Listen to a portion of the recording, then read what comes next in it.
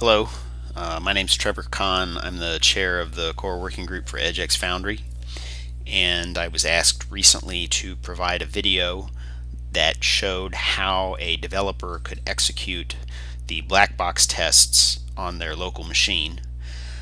You would do this in the case where you're making a change to an existing API and you want to ensure that the functionality is preserved.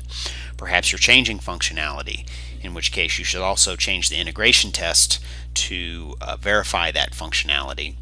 And this is over and above any unit tests that you might write. An integration test can test service-to-service interactions, and it can also test using a database, a persistence layer. And in fact, that's what our black box tests do, is they rely on some pre-seeded data in order to drive the tests to an expected outcome. So all of our tests live in this repo right here under the EdgeX Foundry organization. We have some documentation in here. I'm going to specifically be talking about the Postman route for testing. Newman is a broader orchestration tool that can be used to drive several test suites using Postman. But as a developer making small changes in a PR, you're probably going to, your most common use case is going to be testing one, maybe two related APIs using Postman. So I'm going to show you how to do that. So the way that I normally do this is, first of all, I'm going to assume that you have Mongo up and running. And the first thing that you'll need to do is clean Mongo out of any residual data that may be in there, which could corrupt your test scripts. So we have this developer scripts repo, and this clean Mongo JS is the one that I just ran. So you want to refer to this. And within the Blackbox testing repo, all of the scripts for testing are in this bin Postman test directory.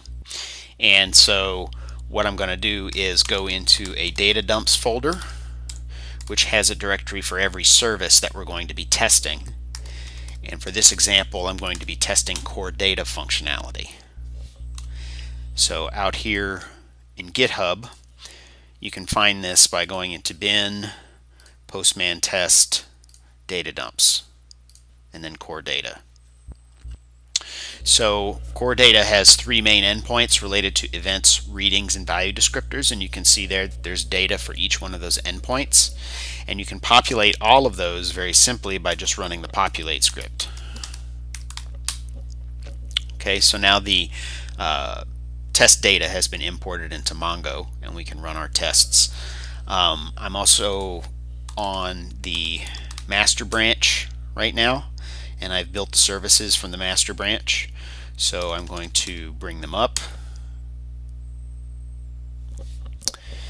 and now I should be able to run my tests. So I'm not going to cover how to get Postman set up, because those instructions can be found in these documents out here, the one that I referred you to. This describes how to set up environments and import collections and all that kind of stuff. If you just follow the steps in that guide, you'll be fine. But as you can see here, I have imported a collection for each one of the services. And here you can see under core data, I've got event, reading, and value descriptor, just like I showed you over here. Event, reading, value descriptor. So what you want to do once you have Postman set up is you click runner,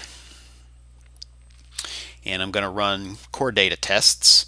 Now, I don't want to run them at the service level, I want to run them for the individual endpoint. So in this case, I'm going to start with event, and here you can see all the different tests that are going to be run.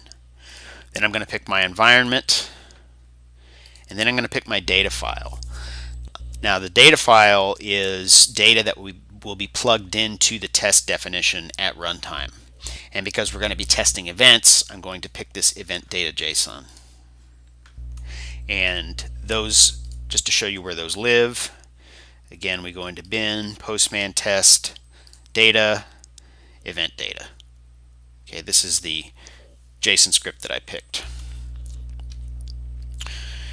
And so once you've done that, you can run your tests,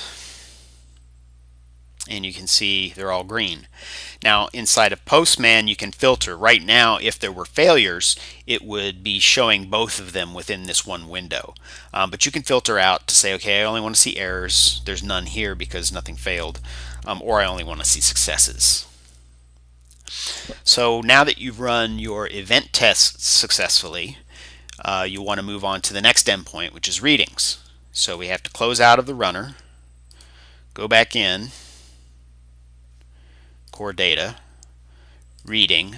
Now, and you can see all the reading tests here. Now before I actually execute this, I need to clean out Mongo of any residual test data, and I need to repopulate. Now I can run these tests. Core data. This time I'm going to pick readings. Reading data.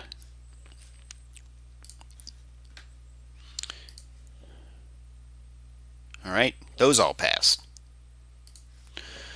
So now the final endpoint we're going to do is value descriptors. So I pick my service again, value descriptor, clean out Mongo, repopulate Mongo, pick the environment, pick the test data that I want to use, and then run it. So these all passed, and that's what you want to see. That's pretty much all there is to running the tests. I'm not going to go into too much about how the tests are constructed because you can find documentation related to that online. But I will just give you a brief overview in the sense that each one of these, as I said before, corresponds to what's called a collection. It's a collection of test scripts. So here you can see this is the core data collection that we were running.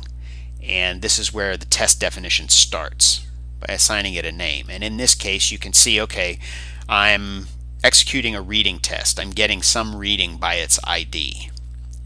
When Postman executes the request, it's doing a get, and it needs to replace these tokens with some value. Things like the base URL, because they're common to all the different tests, are set up in our environments, but things like the request ID actually come from the data files, which I was picking prior to running every test. So if we go into this reading data JSON, you can see right there we have a reading get request ID. Well, at runtime, this ID is being put into this token, and so Postman is asking through the service, give me this event or this reading from the database. And that's basically how it works. If you have any questions, you're welcome to come into the Rocket Chat and either post a question to the QA test group or to the core group, whichever one you feel is most relevant.